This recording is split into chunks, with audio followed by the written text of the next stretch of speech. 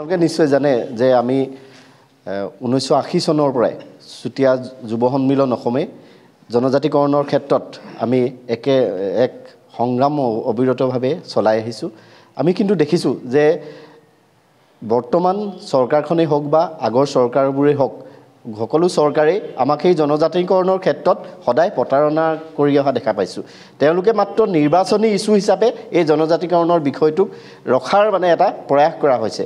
আমি কিন্তু এইবাৰ চুতীয়া যুৱ সন্মিলন অসমে চৰকাৰক হকিয়াই দিব বিচাৰিছোঁ যে এই আহি থকা লোকসভা নিৰ্বাচনৰ আগত যদি চুতীয়া জনগোষ্ঠীক জনজাতিকৰণৰ মৰ্যাদা প্ৰদান নকৰে এই চৰকাৰখনে তাৰ যোগ্য প্ৰত্যুত্তৰ লাভ কৰিব।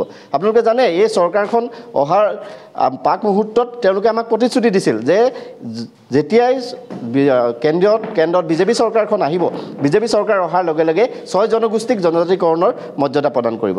তাৰপিছত আকৌ বিধানসভা নিৰ্বাচন যেতিয়া আহিলে তেতিয়াও তেওঁলোকে তেনেকুৱা ধৰণে আমাক প্ৰতিশ্ৰুতি দিলে। আমাৰ কেন্দ্ৰীয় চৰকাৰৰ লগত ত্ৰিপাক্ষিক এতিয়ালৈকে প্ৰায় 7 বাৰ আলোচনা হ'ল। প্ৰতিটো আলোচনাতে তেওঁলোকে মাত্ৰ প্ৰতিশ্ৰুতিৰ ওপৰত প্ৰতিশ্ৰুতি আলোচনাৰ মাজত আলোচনা কৰিব লাগে কাৰণে আলোচনা কৰি আছে। এই সিদিনাও আমাৰ এটা তীব্ৰ আন্দোলনৰ আমি কাৰ্যসূচী গ্ৰহণ কৰিছিলোঁ 6 জনগোষ্ঠীয়ে ৰাজভৱন ঘেৰাও। তাৰ পাছত মুখ্যমন্ত্ৰীয়ে মাতি নি আমাক আশ্বাস প্ৰদান কৰিছিল যে তেওঁলোকে জনজাতিৰ মৰ্যাদা প্ৰদান কৰিব।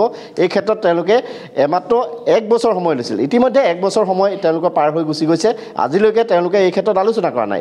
তাৰপিছতো আমি কিন্তু চৰকাৰক আমি ইয়াৰ যোগেদি তেওঁলোকক দাবী জনাইছোঁ যে তৎকালেই আমাক জনজাতিকৰণৰ মৰ্যাদা প্ৰদান কৰক। সিদিনা তেওঁলোকে তেওঁলোকে চৰকাৰীভাৱে ঘোষণা কৰিলে যে মৰাণ মটক আৰু চুতীয়াসকলক জনজাতিকৰণৰ মৰ্যাদা দিবৰ কাৰণে তেওঁলোকে ব্যৱস্থা গ্ৰহণ কৰিছে। কিন্তু আজি পৰ্যন্ত সেই যিজন মুখ্যমন্ত্ৰী আগত শিক্ষামন্ত্ৰী আছিলে তেওঁ নেতৃত্বতে এখন মন্ত্ৰীৰ সমিতি গঠন কৰা হৈছিল, যিটোৰ যোগেদি কেন্দ্ৰীয় চৰকাৰলৈ এটা ৰিপৰ্ট পঠিওৱাৰ কথা আছিল। কিন্তু সিদিনা যেতিয়া লোকসভাত তাত প্ৰশ্ন কৰা হ'ল যে অসমৰ 6 জনগোষ্ঠীক জনজাতিকৰণৰ ক্ষেত্ৰত তেওঁলোকে কি ব্যৱস্থা গ্ৰহণ কৰিলে, কিন্তু সেই সময়ত তাত তেওঁলোকে নিশ্চিতভাৱে ক'লে যে অসম চৰকাৰখনে সেই ৰিপৰ্ট নপঠিওৱাৰ কাৰণে আজি পৰ্যন্ত জনজাতিকৰণৰ মৰ্যাদা দিব পৰা নাই। ইতিমধ্যে অন্যান্য ৰাজ্যৰ 18টা জনগোষ্ঠীক জনজাতিকৰণৰ মৰ্যাদা প্ৰদান কৰিছে। গতিকে এই চৰকাৰখনক আমি হকিয়াই দিছোঁ যে লোকসভা নিৰ্বাচনৰ আগত যদি জনজাতিকৰণৰ মৰ্যাদা প্ৰদান নকৰে তেন্তে তীব্ৰ আন্দোলনৰ কাৰ্যসূচী গ্ৰহণ কৰিব।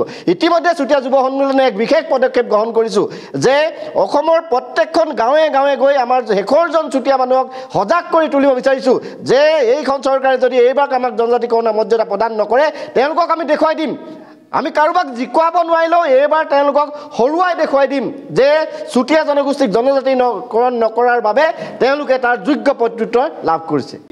আচলতে চুতীয়া যুৱ সন্মিলন অসমৰ শিৱসাগৰ জিলাৰ এখন খুব পূৰ্ণাংগ সমিতি, খুব ভাল সমিতি আজি গঠন হৈছে। আমি উজ্জ্বল বৰাক সভাপতি, ভিক্টৰ খনিকাৰক সাধাৰণ সম্পাদককে মুখ্য কৰি এখন 31জনীয়া সমিতি আমি গঠন কৰিছোঁ। আমি আশা ৰাখিছোঁ এই সমিতিখনৰ যোগেদি শিৱসাগৰ জিলাত চুতীয়া জনগোষ্ঠীৰ যি দাবী আমি আগবঢ়াই আহিছোঁ সেই শিৱসাগৰ জিলাৰ লগতে সদৌ অসম চুতীয়া যুৱ সন্মিলন অসমৰ চুতীয়া জনগোষ্ঠীটোৰ ন্যায্য প্ৰাপ্তিৰ দাবীৰ ক্ষেত্ৰত এই সমিতিখনে সফল ভূমিকা পালন কৰিব।